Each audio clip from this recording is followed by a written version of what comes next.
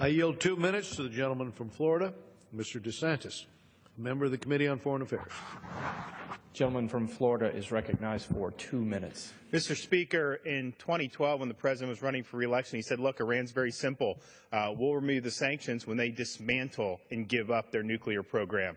And that was a promise he made to the American people. This deal doesn't even come close to that. Iran is allowed to maintain a vast, vast nuclear infrastructure. And 2 years ago in this House, we passed more robust sanctions, which would have further tightened the screws on the Iranian regime. And I think at that time, Iran desperately wanted to get out of the sanctions. And if you'd asked Iran what they wanted, they would have obviously wanted the sanctions relief because they needed the money. The regime needs it to solidify themselves in power. But they also would want to keep their nuclear program. And, of course, they'd want to continue to fund terrorism.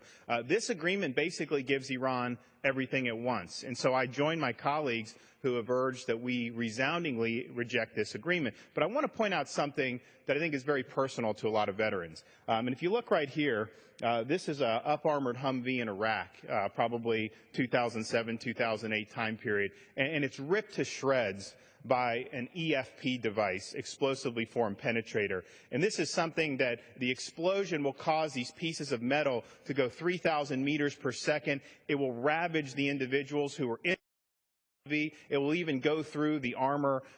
It caused the death, these devices, of hundreds of our service members, and it wounded many, many more. And why do I bring that up? Well, because this was perpetrated by this man, Qasem Soleimani. He's the head of the Quds Force, Iran's Revolutionary Guard terrorist outfit, and he was orchestrating those attacks on American service members. Bad enough, right? We're doing a deal with a country that has a lot of American blood on its hands, but it's even worse than that. This deal relieves the international sanctions on Qasem Soleimani and the Quds Force. It empowers the very people who harmed our service members in Iraq. I think that that is an insult to the memories of the people who lost lives on our behalf and to their families.